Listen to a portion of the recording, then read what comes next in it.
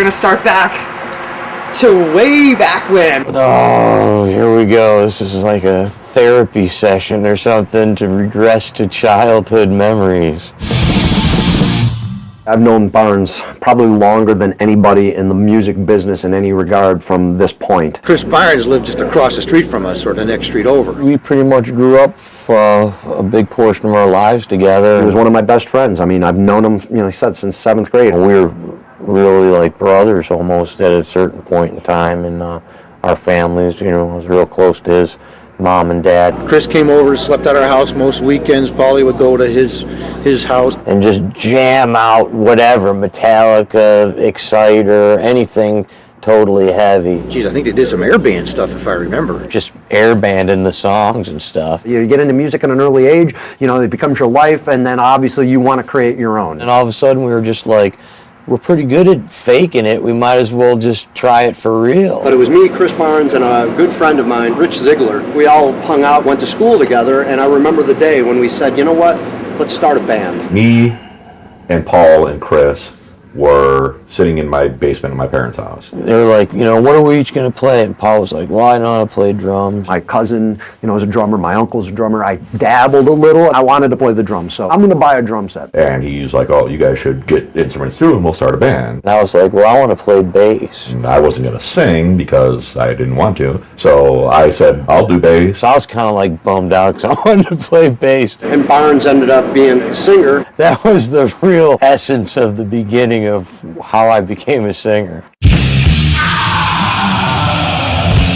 We had the name, we had song titles and everything like that, but we started the band before any of us even knew how to play and pick up a pick or an instrument. Us three sort of formed this band that's not really a band because we don't have a guitar player. And at that point, we knew Bob from school. We met Bob Rousset. He was a year older than us. He was a senior at the time. It was 1985. We got Bob in the band, so we had the full band. We were practicing at my house. Paul was kind of proactive at getting us settled in. They had a finished basement. They played a little bit in our house, maybe a month or so, 2 at most. I sang out of Rich's bass amp out of another channel as a PA while he was playing. When they did play, the neighbors talked about the ground shaking and whatnot. Kind of learned our chops from the stuff we liked listening to. We were a cover band, we were still learning. If I'm not mistaken, our first song that we attempted was a Pink Floyd song. That ended real quick. The very first song we did learn was Dethroned Emperor by Celtic Frost. And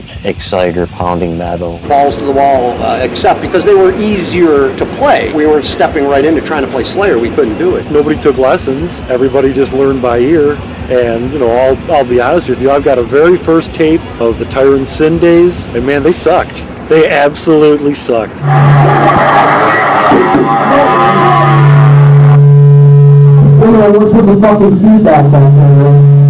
Did some gigs playing cover tunes, and then Chris ended up quitting the band. Basically left the band and decided to go ahead and venture out and jam with some other people, and ended up with a band called Leviathan. And they were way ahead of us in the scheme of, they're doing originals, kind of a thing. We weren't doing originals yet. We weren't good enough. Leviathan was really the first local original underground metal band. All the guys in Buffalo were looking up to Leviathan. They were like, wow, they were Slayer to everybody. That's how good they were. When I did the Leviathan demo, Legions of the Undead, with a guy named Dennis Fura up in Niagara Falls. The demos that we were making sounded good enough that other people would start coming into the studio to do some work with me. Yeah, we want to work with Dennis. We want to come here. We want a demo that sounds as good as that. I love that demo. I love those songs. We didn't have a singer yet. We were just like, you know what? Let's just go into the studio. Let's record the songs. And Rich sang 2 of the songs, and I sang 2 of the songs. Oh, man. He's doing some, like real high stuff.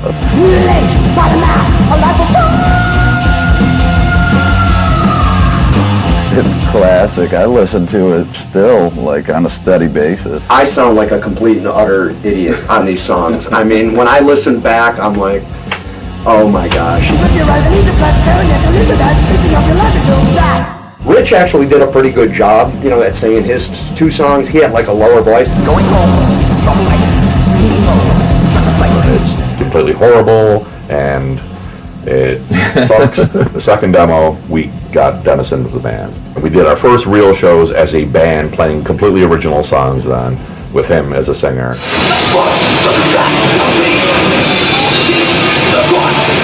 We met Beyond Death at one of our shows. I think it was Jack. He gave me a matchbook with his name on it and his phone number, and it said that I'm in this band called Beyond Death. Beyond Death is a band that me and Jack and Darren Pfeiffer formed out in Akron. We would just get together and listen to Metal Church records and listen to Testament records and Metallica, and we talked about starting this band. I think we were at Darren Pfeiffer's house, and we go in his bedroom, he's got a drum kit, pulls the blanket off, like, check this out, and he plays like some Motley Crue beats. I'm like, holy shit, this guy's awesome. Jack brought his amp, and his PA had a little PA, and Alex brought his little bass rig, and we would jam on songs. We did one studio demo, and then we had a couple of live demos. First Beyond Death demo was a brutal experience. We went to a studio, we didn't know what we were doing, the guy recording didn't know what he was doing, and we kind of were like, who's going to sing? And Alex was like, I guess I'll do it. Oh, I used to sing. You didn't know that. That's what you're laughing about, right? Yeah, I used to sing with Beyond Death.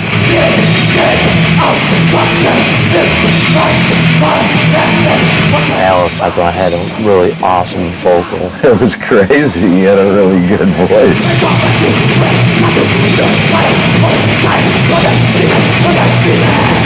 Three guys just writing these songs that we thought were the best songs in the world, because we actually were able to start and finish the song, and it was heavy, it was fast, it was thrashy, and there was a solo in one of them. We were so stoked. We did one show at the Metal Shop as a three-piece, and at that show, Tirant Sin headlined, and Rob Barrett's band, Dark Deception, opened.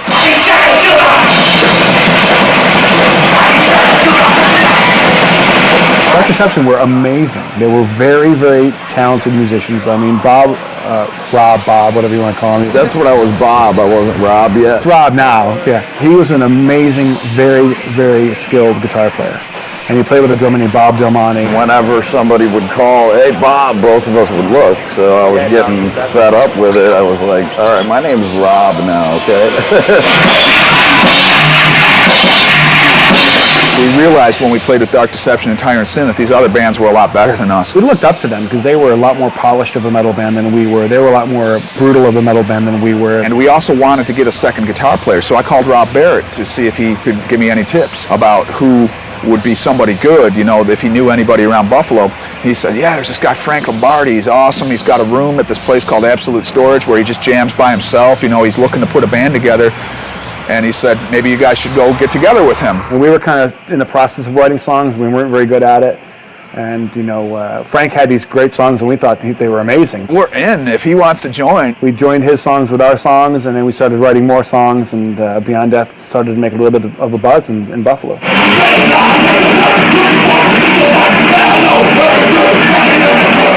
Once we got Frank in the band, he was singing. Frank was the best in Beyond Death for the singing. He really had a great voice. I liked Beyond Death. I thought they had the meanest crunch out there. We looked at Beyond Death and it's like, we felt they were a lot tighter than us. Beyond Death was more of an SOD, early death metal sound, like Blood Feast or something.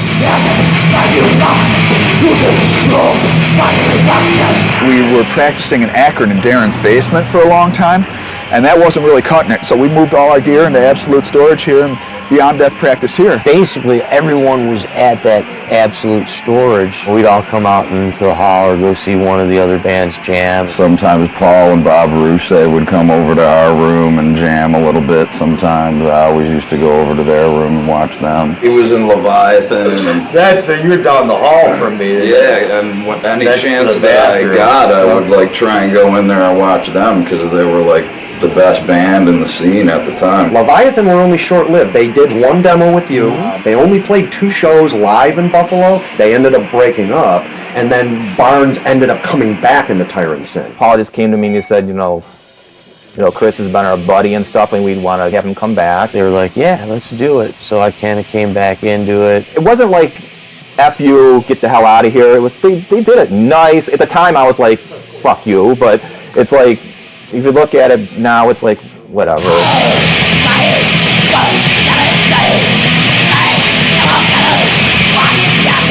Messed around, did a demo with them called Mutant Supremacy. And shortly after that, I quit. And that was pretty much the end of Tyrant Sin.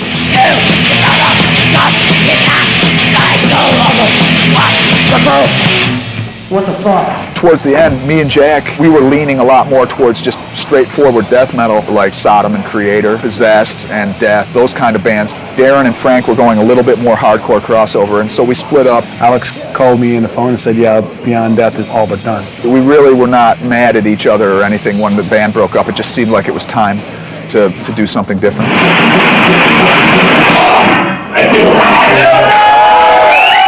One time